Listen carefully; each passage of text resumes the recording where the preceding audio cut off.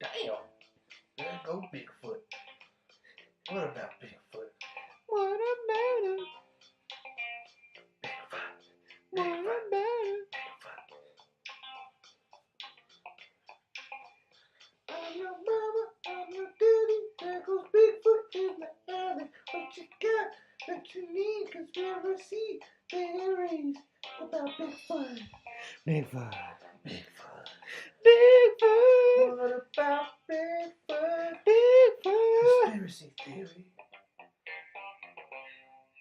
Alright, folks, we're back again for this number one conspiracy theory podcast. The number one conspiracy podcast. What about Bigfoot? The Voltron podcast. That What was the about? Transformer. I'm your host, Jimmy, with my co-host, the one and only Jay. And this is where we talk about conspiracy theories, ancient monsters, and whatever the hell else we want to talk about that'll keep you up at night, the creepy crawlies and the goosebumpies. All the legends, all the myths, all the space explorations, and all the deaths that maybe happened or did not happen. You know.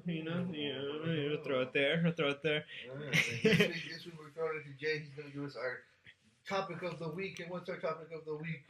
This is one of my favorite. It's called the stoned ape theory. I don't know if a lot of people have heard about this, but the one that actually put me onto this is Joe Rogan. Yay. So Joe Rogan, he's real into this. You know, he's real into psychedelics and stuff. I'm real into psychedelics and stuff. So it's like, I know I'm not taking acid all the fucking time, but I've definitely dipped into some mushrooms and, you know, tried my bits of DMT, you know what I mean? You know, I've tried a little bit of the toad, and it's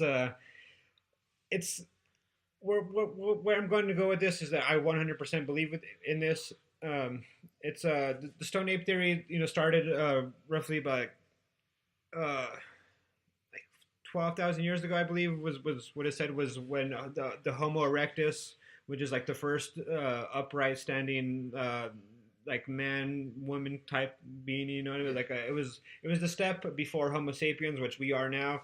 So it's kind of more like the Neanderthals and the guys that, you know, probably weren't so bright, you know. Yeah. So like the guys were like the grunters and, you know, clubbing and living in caves, the cavemen, you know. So it's like around that time they started to like you know, like explore and come down from like the jungles or the trees or wherever the fuck they were and come out of their caves and, you know, start wanting to like, you know, see what else is out there, and they'd find like plants and, you know, animals and then, you know, with the animals and with the plants came fungi, you know what I mean? These you know, these magic mushrooms, and along with the fungi came with the fun guys, you know what I mean? All the, you know, the party animals. So those Neanderthals, you know, would take these mushrooms, and I don't know if a lot of you have tried magic mushrooms, but it really like opens up your like perspective, and like your like senses are really in tune, your vision's real vibrant, and you can like kind of like feel stuff, you know what I mean? It's hard to explain if you haven't tried it, but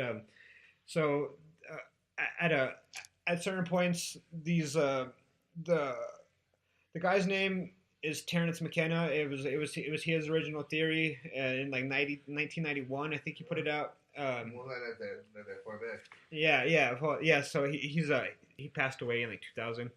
But he was like an ethnobotanist, so he was into like these crazy plants and not the regular plants. He wanted to see what plants like did to you. You know what I mean? Like the effects of them and stuff. So like, and he was like a psychedelics advocate, you know. So which really makes sense going forward into this. So he did the mushrooms. He was like the hippie with the hippie. He did the acid. He did all this crazy shit. See what the effects of things like ayahuasca and shit. Yeah.